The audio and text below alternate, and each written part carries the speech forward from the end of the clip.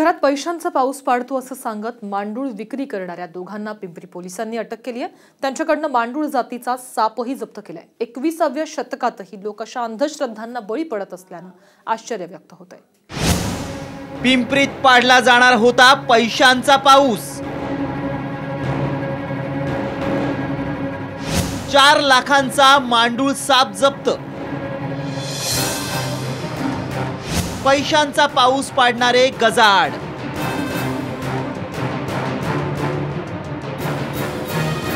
पिंपरी चिंचवडमध्ये पैशांचा पाऊस पाडला जाणार होता हे सांगूनही कुणाला खरं वाटणार नाही, पण काही लोकांनी यासाठी जय्यत तयारी केली होती।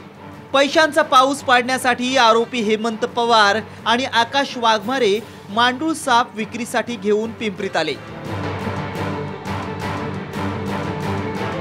सापाच्या विक्रीसाठी त्यांनी गिराईक शोधायला सुरुवात केली, पण पोलिसांना याची कुणकुण लागली। मग पोलीसच ग्राहक बनले। आरोपींशी सापाच्या किमतीची बोलणी सुरू झाली। 4 लाखांमध्ये व्यवहार ठरला। मोशीत पैसे देतो असं सांगून आरोपींना तिथं बोलवण्यात आलं आणि तिथेच पोलिसांनी या दोघांवर झडप घातली।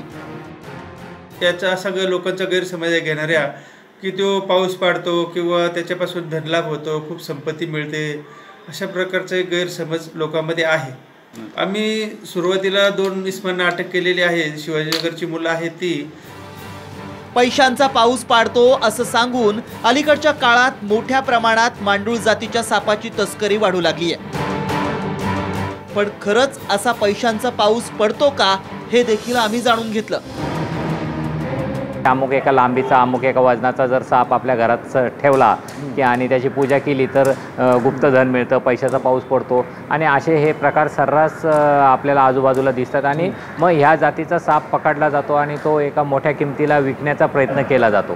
खरं तर ही शुद्ध फसवणूक आहे आणि ही लोकांची अंधश्रद्धा आहे की अशा प्रकारे कोणत्याही पद्धतीने पैशाचा पाऊस पाडला जात नाही।